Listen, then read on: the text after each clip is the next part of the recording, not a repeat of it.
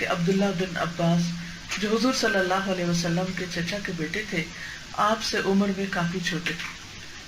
جب نبی صلی اللہ علیہ وسلم کا انتقال ہوا تو یہ بمشکل بالغ ہوئے تھے، 14-15 سال کے تھے.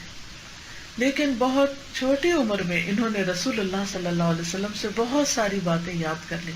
آپ صلی اللہ علیہ وسلم نے ان کے لیے خاص دعا بھی کی تھی کہ اللہ ان کو تفسیر کا علم عطا کر، اللہم فقہہ فی الدین وعلمہ التأویل. تو یہ کہتے ہیں کہ کنت خلف النبی صلی اللہ علیہ وسلم، میں نبی صلی اللہ علیہ وسلم کے پیچھے پیچھے جا رہا تھا.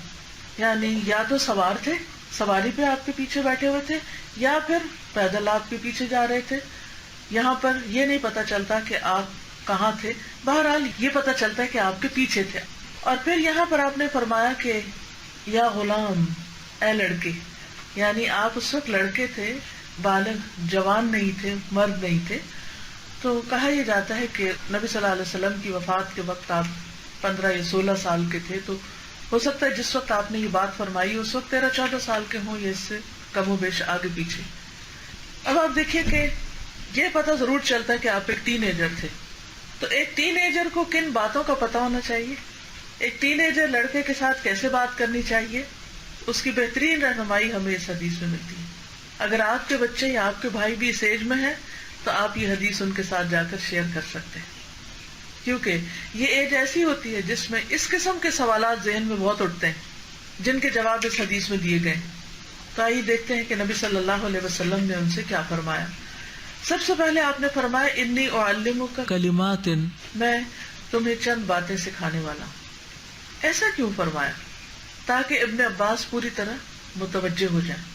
یعنی ایک ہوتی ہے عام زندگی کی گفتگو، جیسے آپ اپنے گھر والوں کے ساتھ بہت سی باتیں شیئر کرتے ہیں، ویسے آپ کام سے واپس جاتے ہیں، گھر سے باہر ہوتے ہیں، پھر گھر واپس جاتے ہیں، بچے بھی اسکول سے پڑھ کے آتے ہیں یا کام سے آتے ہیں، پھر آپ کھانے کی میز پہ بیٹھتے ہیں یا اکٹھے ہوتے ہیں، تو پھر آپ اپنے اپنے تجربات آپس میں شیئر کرتے ہیں. لیکن اگر آپ نے اپنے گھر کے اندر اپنے بچوں کو سکھانے کے لیے یا گھر والوں کے ساتھ کوئی علمی مجلس کا اہتمام کیا ہوا، اور اگر نہیں کیا تو کیا جانا چاہیے کہ ساری فیملی کم از کم ونس اے ویک ایک جگہ پر اکٹھے ہو کر فارمل سیشن کریں، تو اس میں کیا کریں کہ اب ہم کچھ سیکھیں گے. یعنی پہلے بھی باتیں ہو رہی تھی اور آگے بھی باتیں ہونے والی ہیں، لیکن عام باتوں میں اور تعلیم والی باتوں میں فرق ہوتا ہے. ایک ہوتی ہے سوشل گیدرنگ، ہر کوئی اپنی اپنی مرضی کی باتیں کر رہا ہوتا ہے، اور ایک ہوتی ہے علم کی مجلس، علم کی بات. ان دونوں میں فرق ہوتا ہے.